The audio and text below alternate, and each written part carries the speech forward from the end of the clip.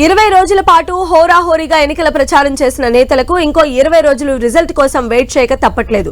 లీడర్ల రాజకీయ భవితవ్యం ఈవీఎంలలో రికార్డ్ అయింది. స్ట్రాంగ్ రూమ్ల దగ్గర సీసీ కెమెరాలు, కేంద్ర బలగాల మధ్య నిఘా కొనసాగుతోంది.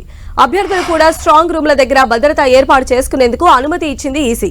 ప్రజా తీర్పు ఈవీఎంలలో నిక్షిప్తమైంది. ప్రజలు ఎవరిని తమ ప్రతినిధిగా ఎన్నుకున్నారో తెలియాలంటే మరో 3 వారాలు ఆగక తప్పదు. కనీసం ఎగ్జిట్ పోల్స్ తెలియాలన్నా జూన్ 1 వరకు ఆగాల్సిందే. ఎన్నికల ప్రచారం, పోలింగ్ హడావిడి మిగిసిన ఫలితాలు ఎలా ఉంటాయోనని అటు అభ్యర్థులు, ఇటు పార్టీలను టెన్షన్ పెడుతోంది. ఎన్నికలు ముగిసినా నేతలకు టెన్షన్ తప్పడం లేదు. ప్రచారం ముగిసి ఎన్నికలు అయిపోయినా ఫలితాల కోసం ఎదురు చూపులతో లీడర్లలో ఉత్కంఠ పెరుగుతోంది. రాజకీయ భవిష్యత్తుపై ఆందోళనలో ఉన్నారు నేతలు. ఒకవేళ తాము గెలిచినా పార్టీ అధికారంలోకి వస్తుందా లేదా అని అనాలిసిస్ చేసుకుంటున్నారు. ఓటింగ్ సరళి, బూతుల వారీగా బలాబలాలను లెక్కలు వేసుకుంటున్నారు నేతలు. ఏ బూత్ లో మెజార్టీ వస్తుంది, ఎక్కడ మైనస్ అయ్యే అవకాశం ఉంది, ఎంత మెజార్టీతో గెలిచే అవకాశం ఉంది, కూడికలు తీసివేతలతో ఓ అంచనాకు వచ్చే ప్రయత్నం చేస్తున్నారు. మే 13న పోలింగ్ అయిపోయింది. జూన్ 4న కౌంటింగ్ జరగనుంది. అంటే మధ్యలో 20 రోజుల వెయిటింగ్ టైం ఉంది.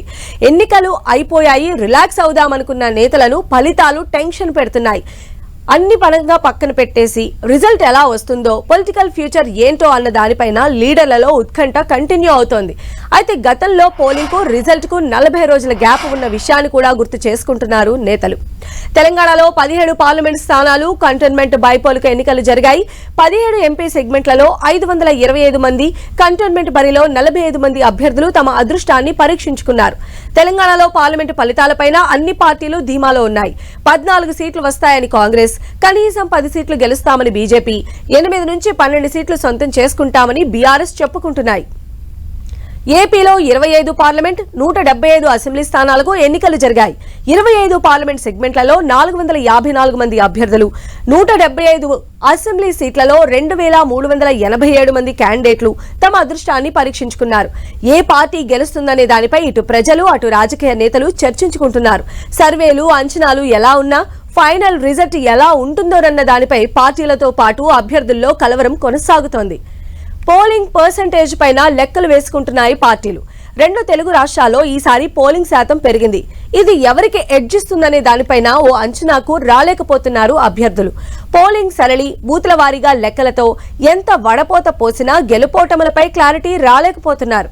చేసే ప్రయత్నం చేశాం, గెలుపోటములు దేవుడు డిసైడ్ చేస్తాడంటూ పైవాడికి వదిలేస్తున్నారు కొందరు అభ్యర్థులు. అటు ఏపీ, ఇటు తెలంగాణలో ఈవీఎంలు భద్రపరిచిన స్ట్రాంగ్ రూమ్ల దగ్గర పటిష్ట బందోబస్తు ఏర్పాటు చేశారు ఎన్నికల అధికారులు. కేంద్ర బలగాలు, సీసీ కెమెరాలతో నిఘా నీడలో ఉన్నాయి స్ట్రాంగ్ రూమ్లు. ఈవీఎంల భద్రత కోసం 3 అంచెల సెక్యూరిటీ పెట్టారు. ఎన్నికల్లో పోటీ చేసిన అభ్యర్థుల తరపున ఏజెంట్లు కూడా నిరంతరం స్ట్రాంగ్ రూమ్లను పర్యవేక్షిస్తూ ఉన్నారు. స్ట్రాంగ్ రూమ్స్ దగ్గర సిఐఎస్ఎఫ్ సిబ్బందితో భారీ బందోబస్తు పెట్టారు.